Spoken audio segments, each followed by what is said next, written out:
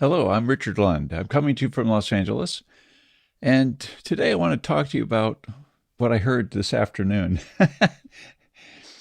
I heard a podcast, and this podcast, I've been paying attention to viruses. Who hasn't, right? And this is a wonderful guy from New York. But let me get started first.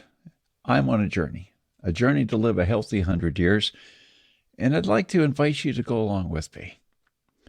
So today we're going to dedicate this to Vincent Racaniello. He's the fellow who's been making a podcast called This Week in Virology for a long time, and hundreds and hundreds of episodes. And he had a couple of special episodes this week, 2 interviews. And one of them was with a fellow named Ian Lipkin.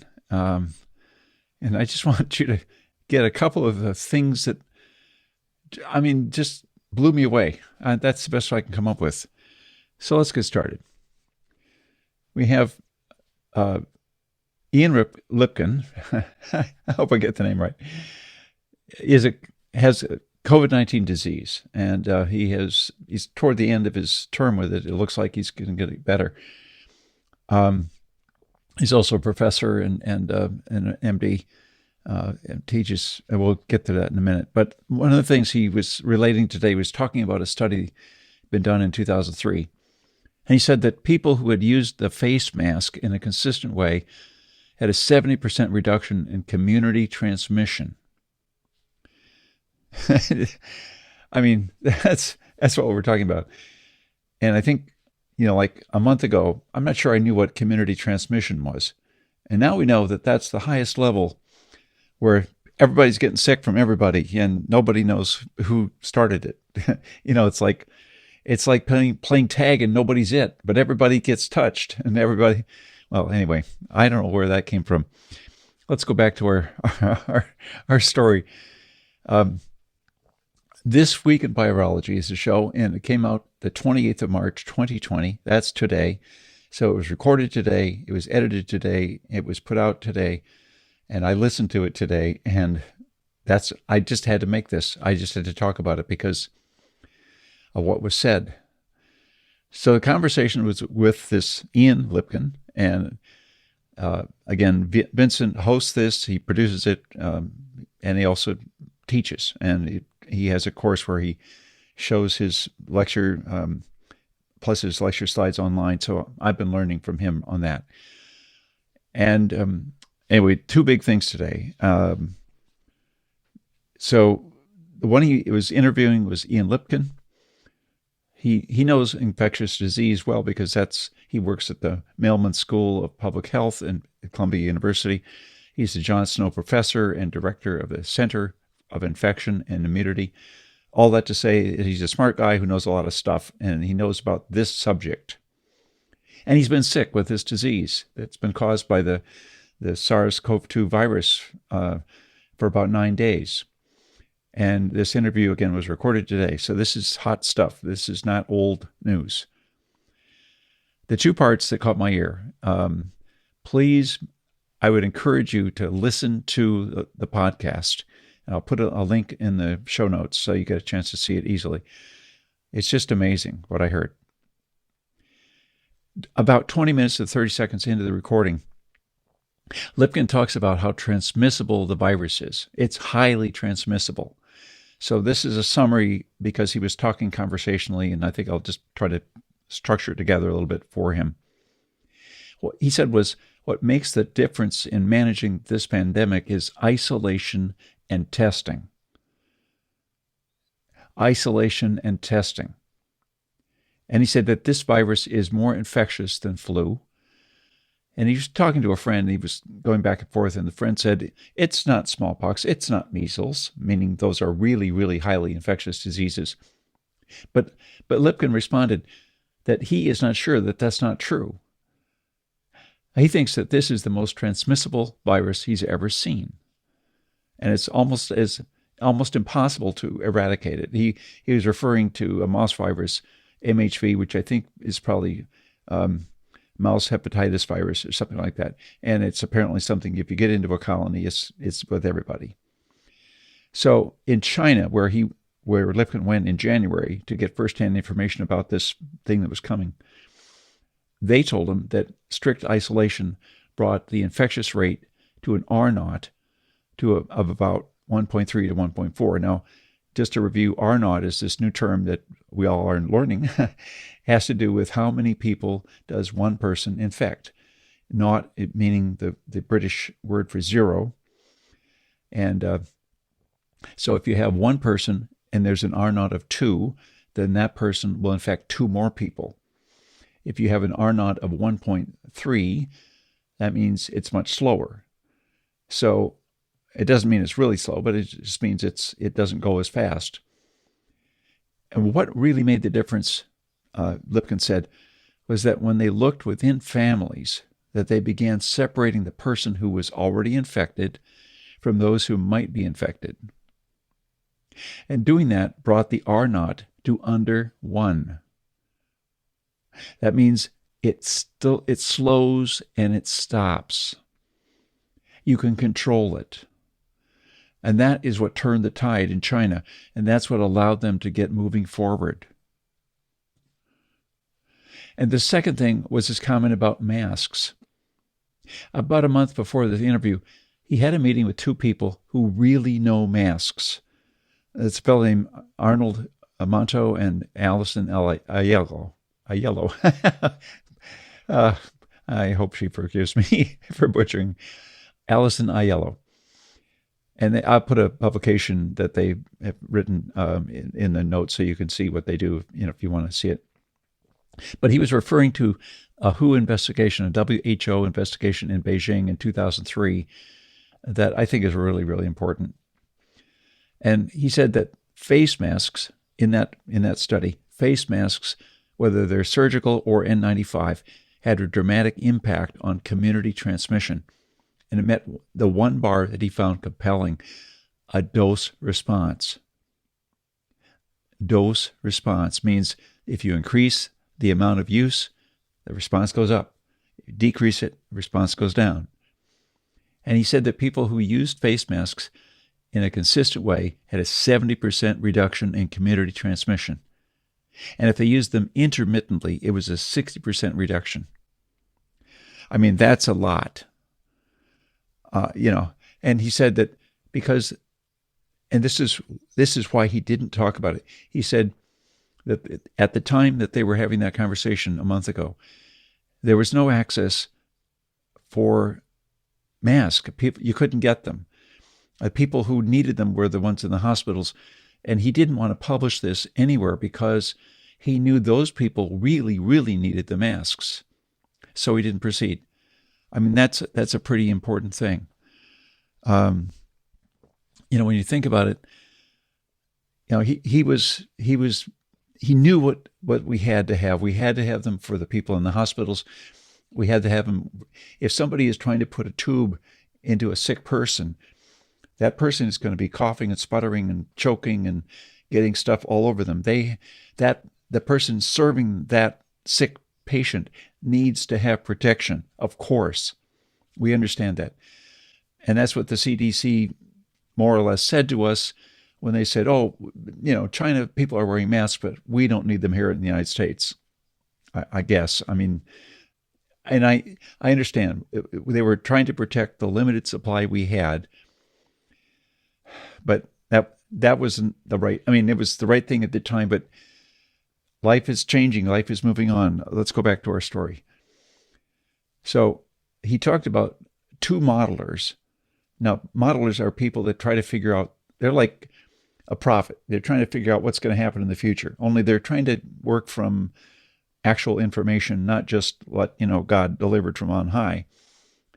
So the 2 modelers he was talking about, and this is a recent conversation, they were trying to figure out when the current isolation that we have could be lifted.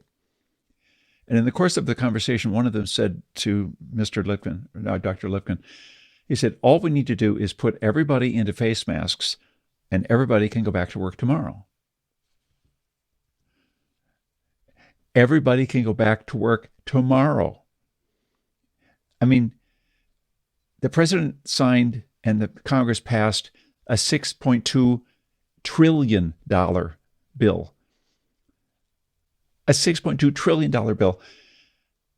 And everybody can go back to work tomorrow if everybody could use masks. Put masks on everybody and they could go back to work tomorrow. I mean, have we made some terrible, tragic misunderstanding about life? How if we had masks, if we had some planning, if we had some people spending money on stuff that we might need, that we wouldn't be in this situation today? I mean, we can't fix it right now. We have to, 3M or somebody else has got to crank up masks, got to get them out there somehow. I'm sorry. This is making me feel really crazy. I feel very energized to talk about this tonight because I just don't understand. I mean, I understand. Yeah, we want cheap labor, so we send it overseas or we send it to some other part of our own country or Puerto Rico or someplace because we want people to work cheap, and that we don't want to pay much for these because why should we pay a lot for masks? Because they might save our lives. It might be important. No, I mean, I guess. Oh, and then just have just enough because we might not. We want. They might get stale. It's like day old bread or something. No, it's not. It's masks that might save my life and your life. That's what this is about. I don't know. I don't want to go there. Let's see what else is in this slide deck. Anyway, so Lipkin did disagree with the modeler, and he said this. He said he thought it was crazy. One, because most people don't know how to use face masks because they fiddle with them. They're supposed to put them on, keep them on, and not touch them. And the second thing is he didn't have any data that could really support this idea that if we just put masks on people, they could go back to work. He didn't have data that could support that. But he did say that when they're used in conjunction with other recommended practices, like social distancing. Now, that's a new term we all learned this year, right? 6 feet away, stay back. Anyway, so with that, then face masks are important, he said. Wow. And there's a lot more in the interview. I mean, please go listen to him. Go listen to Vincent talk to Ian, and because you're going to learn a lot. And they do use some technical words sometimes, but I mean, you'll get it. It'll work out. The show is called This Week in Virology. It's on YouTube or at microbe.tv. At about the 1 hour mark, Dr. Lipkin concludes with a list of things. What should we do? What's the takeaway for the average person? Don't shake hands. Don't kiss. I mean, not on the cheek, not on the lips, unless it's somebody you live with. Assume the virus is everywhere. On your phones, it's on the banisters, it's on the doorknobs, it's everywhere you touch. It's on the keypad when you put in your credit card and you click in your PIN number, whatever it is. And wash your hands frequently. Yeah, okay, we've heard that about 20,000 times, and we still need to. And don't touch your face unless you just washed your hands. And if you have access to a mask, wear one in public. If you have access to a mask, wear it in public. And then if you don't have access to a mask, then use a muffler or a scarf or whatever. Use that instead. Anything that will keep you from inoculating yourself with the virus is what Lipkin says to do. So we got to do it. He thinks that this virus is droplet transmission and not airborne. So stay your 6 feet away. Use common sense. That's the idea. I mean, droplet transmission means coughing, sneezing, blowing your nose, whatever, but not that somebody just breathed out into the air and it hung there for a few hours and you walked past and sniffled it in and, he doesn't think that's the way it is. Maybe it is, or if it isn't, we don't know for sure, but that's his view. And I get a little worked up, don't I? But we should. This is not I got an email from a company in China that I've done some business with in the past, and they make some really specialized LEDs that are really clean light, really a certain types of wavelengths that have just, they've got all of the spectrum in there, really nice. And I purchased them in the past from them for some things I do. And they sent me a note this last week, and it had a little offer. So the offer was this handheld device that has a little tiny special UV light in it that wavelength we know kills viruses and bacteria and stuff. And you may have seen those kind of machines before, but anyway, they have this little device, and they were offering that. And then they said, and if you buy this item from us, then you can also order some masks. They're not N95, and they're more or less like a surgical mask. And so I decided I would try their product, this little UV light business. But I thought, well, I don't really need those kind of masks because they aren't going to help us. Only I hear today that they might help us. They actually will help us. So you know what I did? I ordered 2 of those little devices a couple days ago.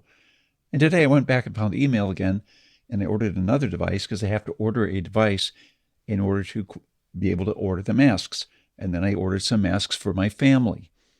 Not 10,000 masks, not 100,000 masks, just enough for us, for my kids and their kids.